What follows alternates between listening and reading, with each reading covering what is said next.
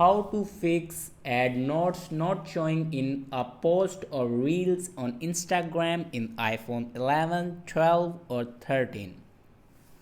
So let's start the video. First of all,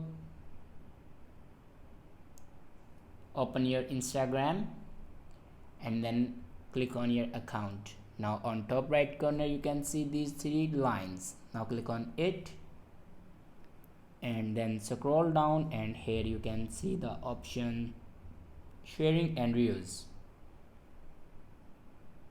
Now here you can see the option notes on post and reels. If you turn this button off, then turn it on.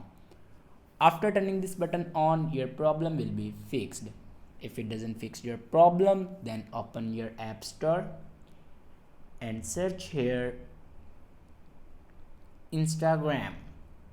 Now here you can check your Instagram have any update, then update your Instagram. After update your Instagram, then go back and open settings and click on general.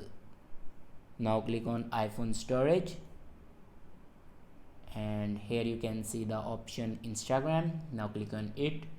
Now here you can offload your Instagram app and reinstall it.